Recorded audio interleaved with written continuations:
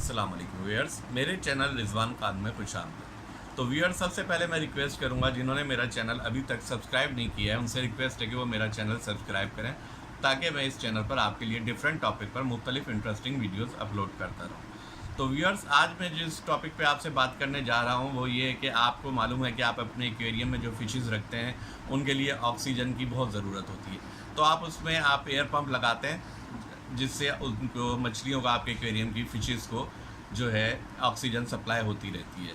तो बाज़ जगहों पे आप इंडिया पाकिस्तान में अक्सर ये देखा गया कि पावर सप्लाई फेल्यूर हो जाता है, तो आप ऑक्सीजन पंप वैसे तो ज़्यादा जो है इलेक्ट्रिसिटी कंज्यूम नहीं करता, आप है ना उसे यूपीएस पे भी कन्वर्ट कर सकते हैं। इन केस अगर आपके पास यूपीएस की फैसिलिटी नहीं है और एमरजेंसी में आपको है ना ऑक्सीजन पावर सप्लाई चाहिए, तो आप ये एयर पंप यूज़ कर सकते हैं। या आप है ना ट्रैवल पे हैं और आप अपने एक्वेरियम के लिए किसी और जगह से फ़िशेज़ परचेज़ करके अपने शहर में लेके आ रहे हैं, तो ऐसी सूरत में रास्ते में आप किस तरीके से उन्हें जो है ऑक्सीजन प्रोवाइड करें, आप ये एक्वेरियम्स एयर पंप यूज़ करें।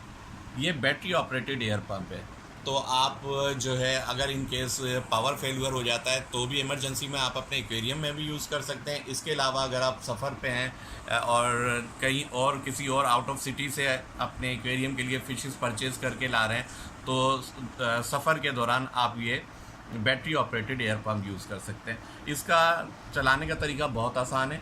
आप ये बैटरी ऑपरेटेड एयर पंप्स यहाँ से स्क्रू आप खोलेंगे इस तरीके से।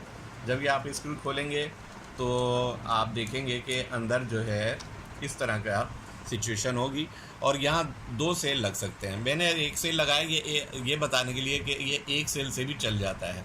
ये यहाँ से ये ऑन ऑफ बटन होगा, ये ऑन हुआ, ये देखें ये मोटर इसकी स्टार्ट हो गई है और एयर बनना शुरू हो गई है। ठीक है, और अगर आप 2 सेल लगाएंगे तो इसकी जो है ना ड्यूरेशन बढ़ जाएगा।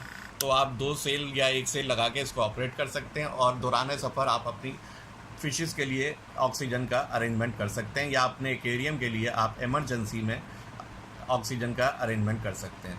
तो उम्मीद है मैं दोस्तों आपको आज की मेरी ये वीडियो बहुत पसंद आई होगी। तो एक दफ़ा फिर रिक्वेस्ट है कि मेरी इस वीडियो को लाइक करें और मेरे इस चैनल को सब्सक्राइब ज़रूर करें। Thank you very much.